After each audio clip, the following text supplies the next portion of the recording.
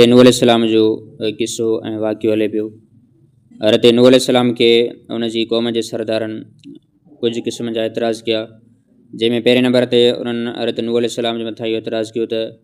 ए नूह, तूं असां खां वधीक फ़ज़ीलत वारो असांखे नथो नज़रे ऐं असां तोखे नबी तस्लीम नथा कयूं, छाजे करे त जेके तुंहिंजे मथां कलमो पढ़नि था ऐं जंहिं तुंहिंजे मथां ईमान आंदो आहे उहे असां खां वधीक भला न आहिनि, बल्कि उहे तमामु वधीक ग़रीब आहिनि ऐं रज़ील क़िस्म जा माण्हू आहिनि, लिहाज़ा असां हिन सां गॾु विहण जे लाइ तयारु न आहियूं। ऐं हज़ूर पाक सल्लल्लाहु अलैहि वसल्लम जे दौर में बि अल्लाह जे नबी सल्लल्लाहु अलैहि वसल्लम जे मथां बि काफ़िरनि इहो ई एतिराज़ु कयो त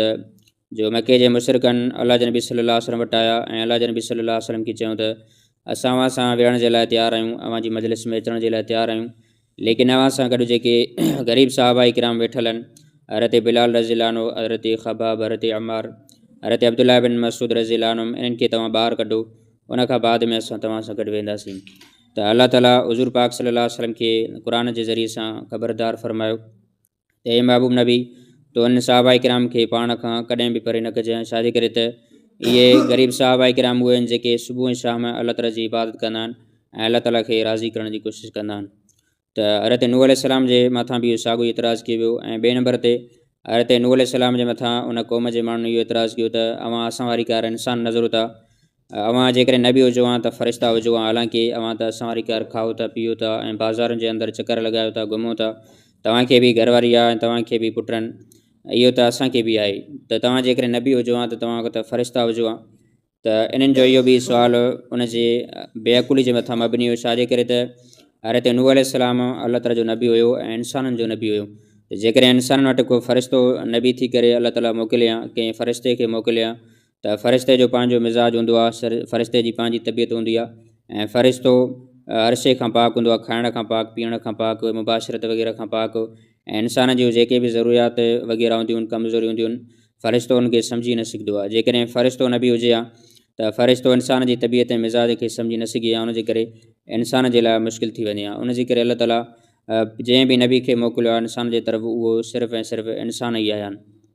त हिन आयत में अल्लाह ताला इन ॻाल्हि जो ज़िक्र फ़रमायो त हज़रत नूह अलैहिस्सलाम उन्हनि क़ौम जे सरदारनि खे चयो त वमा अना बितारिदिल लज़ीना आमनू, मां उन्हनि माण्हुनि खे जंहिं ईमान आंदो आहे मुंहिंजे मथां जंहिं ईमान आंदो आहे, मां उनखे पाण खां न धकेलींदुमि, मां उनखे पाण खां न तड़ींदुमि। जेकॾहिं तव्हां चओ था त इहे ग़रीब तोसां गॾु न हुजनि हा त असां तुंहिंजे मथां ईमान आणियो आहे, मां तव्हांजी हिन ॻाल्हि खे ऐं पेशकश खे क़बूल न कंदुमि। इन्नहुम मुलाक़ू रब्बिहिम, बेशक इहे पंहिंजे रब सां मुलाक़ात कंदा, वलाकिन्नी अराकुम क़ौमन तजहलून,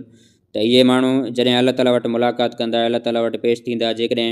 उहे मुंहिंजे लाइ अल्लाह ताला खे इहो अर्ज़ु करनि त अल्लाह हज़रत नूह अलैहिस्सलाम सरदारनि जे करे या पंहिंजे क़ौम जे करे असां खां तड़े कढियो, त मां अल्लाह ताला खे कहिड़ो जवाबु ॾींदुमि। वलाकिन्नी अराकुम क़ौमन तजहलून, लेकिन मां तव्हांखे बेवकूफ़ क़ौम ऐं जाहिल क़ौम तसवुरु कयां थो, छाजे करे त तव्हांजो जेको मुतालबो आहे उहो जाहिलाना मुतालबो आहे ऐं तव्हां मूंखे इहे चओ था त इन ग़रीबनि खे परे करे उनखां बाद में असां ईमान आणींदासीं, हालांकि मां अल्लाह ताला जो नबी आहियां ऐं मुंहिंजी नबूअत हर कंहिं जे लाइ आम आहे, चाहे उहो ग़रीब हुजे या अमीर हुजे। जेको मुंहिंजे मथां ईमान आणींदो उहो ई कामयाबु थींदो ऐं जेको माण्हू ईमान न आणींदो उहो नाकाम थींदो, पोइ चाहे उहो ग़रीब हुजे या उहो अमीर हुजे। वया क़ौमी मन यंसुरनी मिनल्लाहि इन तरतुम, हज़रत नूह अलैहिस्सलाम पंहिंजी क़ौम खे फ़रमाए थो त मूंखे अल्लाह ताला वटां मूंखे उन वक़्तु केरु छॾाईंदो ऐं मुंहिंजी केरु मदद कंदो जेकॾहिं मां इनखे पाण वटां धिके छॾियां ऐं इनखे पाण वटां तड़े छॾियां। अफ़ला तज़करुन, छा तव्हां इन ॻाल्हि खे नथा सम्झो। वला अक़ूलु लकुम इंदी ख़ज़ाइनुल्लाहि वला आलमुल ग़ैब, ऐं क़ौम जे सरदारनि इहा बि ॻाल्हि हज़रत नूह अलैहिस्सलाम खे कई त तूं जेकॾहिं अल्लाह ताला जो नबी हुजे हा त तूं अमीर हुजे हा, अमीर तरीन हुजे हा, तो वटि बादशाही हुजे हा ऐं तो वटि वॾा वॾा ख़ज़ाना हुजनि हा। हज़रत नूह अलैहिस्सलाम पंहिंजी क़ौम खे चवे थो त मां इहा ॻाल्हि कॾहिं बि न कई आहे त मूं वटि अल्लाह ताला जा ख़ज़ाना आहिनि या मां को अमीर तरीन आहियां या को मां बादशाह ऐं सरदार आहियां, बल्कि मुंहिंजी ॻाल्हि इहा ई आहे त मां सिर्फ़ु ऐं सिर्फ़ु अल्लाह ताला जो नबी आहियां ऐं अल्लाह ताला जा नबी अक्सर उहे ग़रीब ई हूंदा आहिनि ऐं मां जेका अल्लाह ताला जे नबी हुजण जी दावा कई आहे उन ॻाल्हि जे मथां मां सचो आहियां ऐं अल्लाह ताला जी नबी जी जेको कमु हूंदो आहे ऐं ज़िमेवारी हूंदी आहे उनजे अंदरि मां पूरो आहियां ऐं उन में सचो आहियां। लिहाज़ा जेकॾहिं तव्हांखे नबूअत वारा कम घुरिजनि या ईमान जी ज़रूरियात वग़ैरह तव्हांखे खपे त मां तव्हांखे उहा शइ ॾियण जे लाइ तयारु आहियां, बाक़ी माल ऐं दौलत जा ख़ज़ाना मूं वटि न आहिनि। वला आलमुल ग़ैब, ऐं ॿिए नंबर ते क़ौम इहो बि सम्झे पई त जेको नबी हूंदो आहे या जेको अल्लाह ताला जो वली हूंदो आहे उन वटि अल्लाह ताला जो ग़ैब हूंदो आहे ऐं उनखे हर शइ जी ख़बर हूंदी आहे। त हज़रत नूह अलैहिस्सलाम खे इन ॻाल्हि जी बि नफ़ी कई त मां इहा ॻाल्हि कॾहिं बि न कई आहे त मां ग़ैब जो ॼाणींदड़ आहियां मां अल्लाह ताला जो नबी आहियां ऐं अल्लाह ताला जो बानो आहियां, अल्लाह ताला जो प्यारो बानो आहियां, लेकिन अल्लाह ताला जी गैब खे मां नथो ॼाणियां। गैब खे ॼाणण वारी ज़ात सिर्फ़ु ऐं सिर्फ़ु अल्लाह ताला जी आहे। गैब जे ॼाणण में न अल्लाह ताला सां गॾु को फ़रिश्तो शरीक आहे ऐं न ई को अल्लाह ताला जो नबी शरीक आहे। जेकॾहिं अल्लाह ताला कंहिंखे थोरो इल्मु गैब जो इल्मु अता करे त इन जी काई बि नफ़ी न आहे। जीअं हुज़ूर पाक सल्लल्लाहु अलैहि वसल्लम खे अल्लाह ताला गैब जो इल्मु ॾिनो हुयो, जो अल्लाह जे नबी सल्लल्लाहु अलैहि वसल्लम तव्हां असांखे जन्नत जूं ॻाल्हियूं ॿुधायूं ऐं जहन्नम जूं ॻाल्हियूं ॿुधायूं ऐं दजाल जूं हज़रत ईसा अलैहिस्सलाम जे अचण जूं ऐं क़यामत जे क़ुर्ब जूं निशानियूं ॿुधायूं, त इहे बि गैब जूं ख़बरूं हुयूं। लेकिन इन सां ईअं न चइबो त अल्लाह जे नबी सल्लल्लाहु अलैहि वसल्लम जन आलमुल गैब हुया। वला अक़ूलु इन्नी मलकुन, ऐं हज़रत नूह अलैहिस्सलाम जी क़ौम इहा बि चयो त जेकॾहिं तव्हां नबी हुजो हा त फ़रिश्ता हुजो हा। त हज़रत नूह अलैहिस्सलाम खे चयो त मां फ़रिश्तो बि न आहियां ऐं मां मलाइक बि न आहियां, बल्कि मां हिकिड़ो इंसान आहियां ऐं तव्हां खां अफ़ज़ल इंसान आहियां। वला अक़ूलु लिल्लज़ीना तज़दरी अयुनुकुम लन युअतियहुमुल्लाहु ख़ैरा।